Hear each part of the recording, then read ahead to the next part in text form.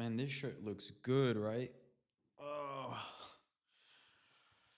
shit, it's been a little while. It's been a little minute. But listen, this is something very important, okay? We have to like make this understanding clear between the both of us. Um, TFB Stocks is like a ranting page, right? I come on here and I talk whenever there's something that pops up in the UFC that I feel that there's a reason to talk about it. You know what I mean? So it's very important. Like, y'all might call me a casual fan, but I am first storyteller. I am first cinematographer, if you can say. And so, when it comes to TFB, it's more than just being a fan of the UFC. It's building stories, and I really enjoy doing that, right?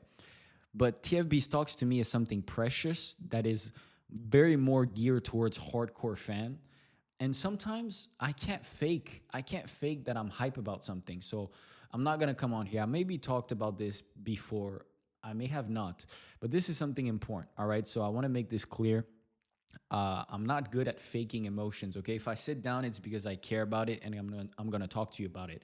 And this is something that I mean, there's something that happens in the UFC recently that made me enough that stirred up my emotion enough that now I care and I want to talk about it and I want to rant. And so this is what I'm doing right now. Okay, the UFC just announced UFC 324 and UFC 325. First things first. I think this is what we need to talk about.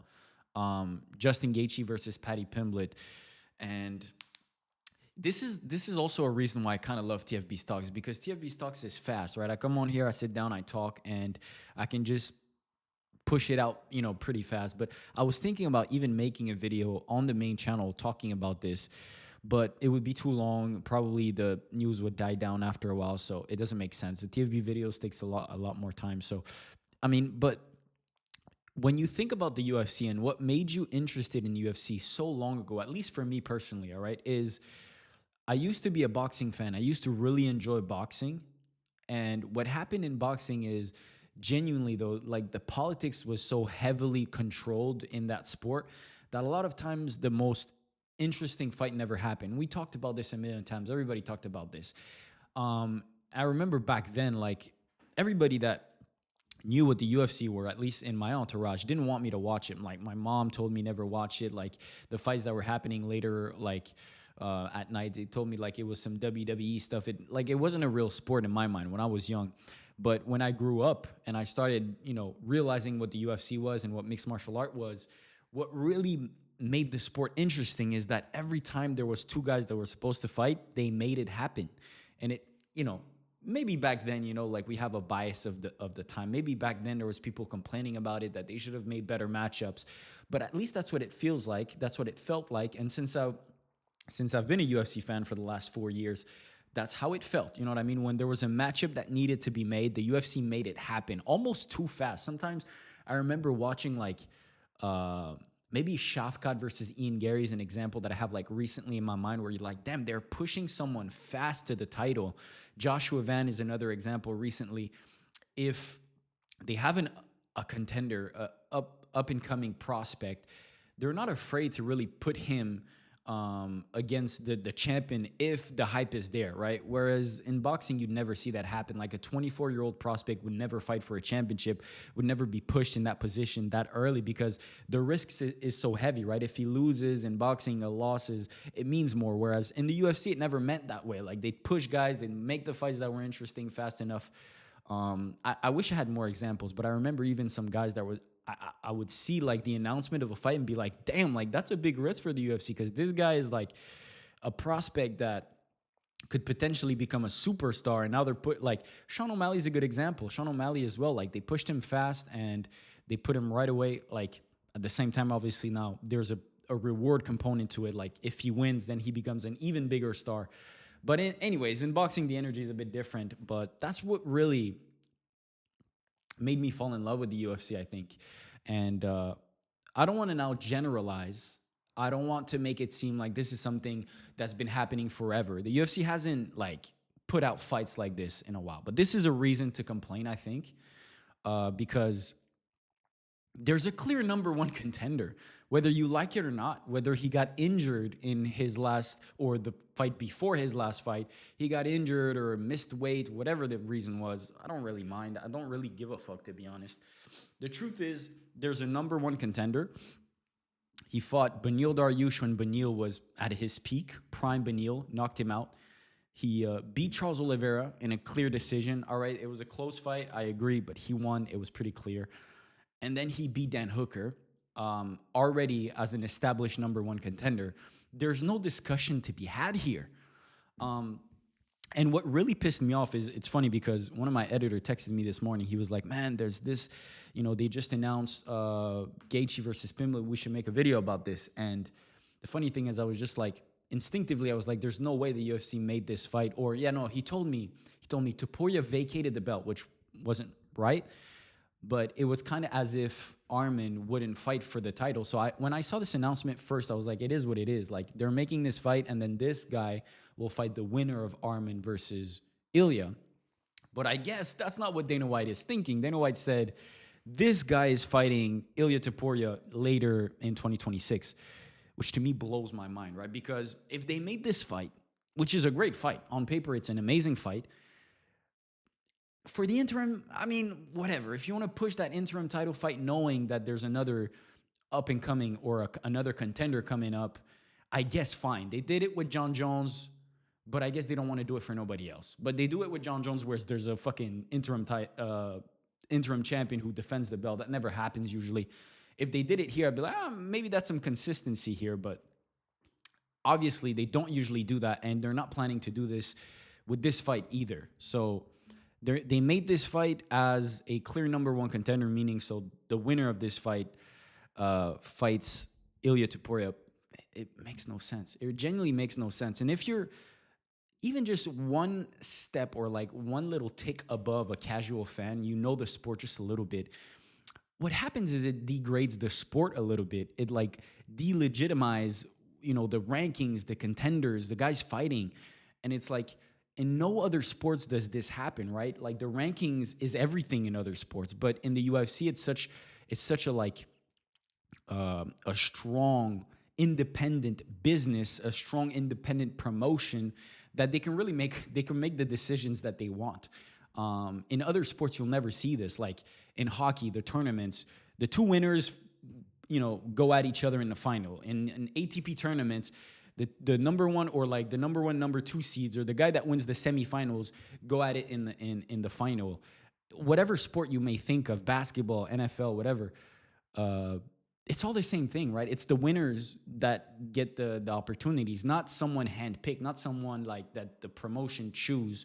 And that's what happens in the UFC. And this is what's so infuriating, because you have rankings, you have a systems that is supposed to be like, followed. You've made this structure so us fans can like kind of have points of discussions and conversations, but then you pick and choose when you decide when it makes sense, right? So Dana White will tell you, we'll talk to you about the number one contender or a guy who's been on X amount of win streak if it makes sense for his argument, but we'll avoid it when it doesn't, right? It's just like, oh, well, this guy has a bigger fanfare, he's more popular, so we choose this guy, obviously. But it's like, make it make sense. Either stick to one or the other. Like, be consistent with your approach, you know what I mean? So it just doesn't make sense. And I wouldn't even make this video if it was just for that.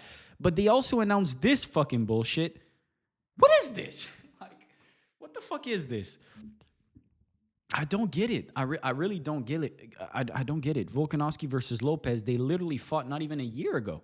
I didn't even put the other screen, but it doesn't even fucking matter. I wanted to put it here. Volkanovski versus Lopez, Gaethje versus Pimblett right here. I wanted to show you guys what I was talking, but I just set up my entire monitor right now. Like, I set up this screen and whatever. I'm not even home right now, so I went and bought some lights. I was like, I need to talk about this. And this is actually, side note, this is a new computer. And so I didn't even have OBS installed on it, because OBS was on my last computer, and it's been 3 or 4 months since I've fucking posted on TFB Stocks. My bad. But I had to reinstall it and everything. I don't have a monitor, so I can't even look at myself. It is what it is. Hopefully y'all saw some shit. I think y'all can see right now, right? Whatever. Right now I can't see myself, but the whole point was just that these two fights that just got announced are fucking dumb. But I mean, they announced some other cool fights. You know, Nurmagomedov versus Figueiredo for 324 is fun. Grasso versus Namajunas is cool as hell. What other fights they announced here? Harrison versus Nunes. That's great. I saw Ariel Hawani saying that this should be a main event. I mean, yeah, I guess so. Maybe above this fight, maybe. But I think the UFC are kind of realizing that no matter what, most UFC fans don't watch women's MMA as much. And so it's difficult to make, people stay up until the last fight. If it is a women's fight, usually they just turn it off or something. But this is actually a very, very interesting women's MMA fight. Shevchenko versus Zhang, last pay-per-view, was also a great women's MMA fight. So there's been some decent, interesting women's MMA fight recently. But obviously, Shevchenko versus Zhang was a bit boring. I'm hoping this one isn't. It could be, to be honest. It could be just Harrison taking Nunes down and just laying on top of her, to be honest. But yeah, I mean, there's been some interesting women's MMA fight. Maybe it's a bit of a comeback, but to be fair, Nunes is getting old, so she's not going to stay for a while. Harrison's also a bit old, so these women are not going to stay for a while. So I don't know if they need to do something for women's MMA, like find some other contenders or whatever. There's just not a lot. There's not a lot of options. O'Malley versus Song Yadong, another fight that I would complain, because there's O'Malley versus Corey. What the? Do I need to pray? Do I need to beg, get on my knees or something? Pause. What do I need to do to get Corey Sandhagen versus Sean O'Malley? To be honest, I genuinely believe that Sean O'Malley doesn't want that fight, because Corey Sandhagen, even though I think is a winnable fight for Sean O'Malley because he has more power, Corey is so technical and he has the grappling, he has high level jiu-jitsu as well. But I just I've been wanting to see these guys. Too long, tall bantamweights, long reach, great striking, technical striking. O'Malley and Corey is such the fight to make, but I don't know why they don't make it. Song is a much more winnable fight for O'Malley, in my opinion. Shorter guy who's obviously a striker. Obviously, O'Malley, if it's not for a championship, he won't be put against grappler. I don't understand sometimes the UFC matchmaking. I really don't. I don't get it. But this is going to be a fun fight still, like a striking battle and stuff. Song is pretty powerful too. I do think O'Malley has a very great chin, so I don't see him getting knocked out. And I think O'Malley has better striking, so he's probably going to stay on the outside and pick him apart. Whatever this is. Cortez versus Lewis in the big 2025. 2026, bro. This is the big 2026. Derek Lewis is still up here on main cards. That's actually pretty. That's a feat. You know what I mean? It's impressive. That's a banger right here. That is a banger. Arnold Allen versus Gene Silva. Holy shit, that's a banger. Gene Silva is only in banger fights, to be fair. Shout out to John Silva. Those are tough matchups for him. The UFC is not making it easy, but they are putting him up, against higher ranked guys. You know what I mean? Lopez was a higher ranked guy. Allen's a higher ranked guy. He's being pushed by the UFC, even though he lost his last fight. So, I mean, they definitely like Silva for good reasons. But yeah, anyways, this is dumb. It should have been Evloev. It should have been Lerone Murphy. I mean, it should have been Lerone Murphy more than Evloev, to be honest, because Evloev just don't fight as much. What was his last fight? Against Sterling? A decision or something? I don't know. Lopez is probably one of my favorite fighter. If someone, people sometimes, when they ask me what I do and I say that I make videos about the UFC and stuff, they often ask me oh, who's your favorite fighter? Lopez is in my top 3. I absolutely love Lopez. Genuinely, I'm happy. I'm happy, but it goes against the fucking UFC rankings. It goes against the UFC structure. It goes against the sport integrity. He had one win, a very tough win against Lopez or against Silva. I'm sorry. So he cannot be worthy of another shot. Why is the UFC so annoyed with Murphy or Evloev? I just don't get it. They so pick and choose the guys depending on what. I can't even tell you. And this is the thing now. Obviously, they're with Paramount. It's a new deal. I don't know if things will change. It seems like it may be from this announcements. But I think this is really what's missing. I'm going to end with this, okay? This is genuinely what's missing with the UFC as a whole. I think what's missing is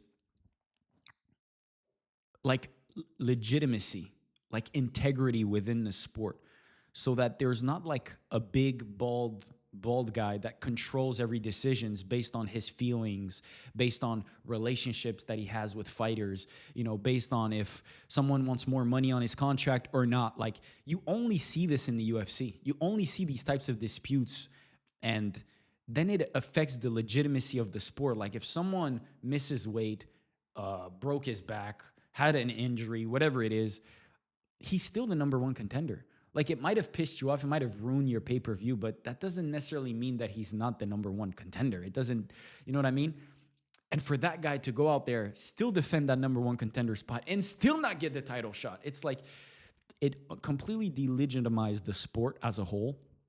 And I think it's what missing. Like, the UFC needs to make the sport more legit by following the guidelines, the structure that they implemented within the sport. And so people, casual fans, people that don't know much about the UFC, have an easier time following the sport because it's just what's written on paper. Like, there's a guy who deserves the title, who's not injured. He must fight for the title. There's a guy who just lost in a championship fight. Why are we giving him another opportunity right away when there's clear contenders in the featherweight division? So it's like, it's difficult to explain, right? And as a UFC enthusiast myself, when people ask me these questions, which often happens, like I try to explain it, but it's just like you see people like roll their eyes, like, what the fuck even is that? Like, why would I follow a sport that doesn't even have a legitimate system for guys? You know what I mean? It's just, it makes no sense. But anyways, all of that to say, Cops and Me Buko merch. I mean, it looks clean. I wish I had like a Sarukian shirt right now, but I'm fucking in the middle of Spain and nowhere, so I can't even, like, they can't ship nowhere. It takes a fucking while, so it doesn't even work. But the shirts are clean. These ones I brought from home, I guess I should say. I have a few different ones, but they look clean. The setup is nice now. I have a nice light that hit the shirt. It looks clean. So go cop it. There's some Black Friday deal right now. I think everything's 50% off, and you can use my code TFB for an extra 5%. There's new designs, new merch, some clean ass shirts. So go cop it. And if you want to as well, I started a new personal channel. This is like non-related UFC stuff, but some cinematography stuff, some narration. I'm gonna be posting some more like personal stuff on there. So anyways, I've done all the plugging. Have a great night. Peace out, boys.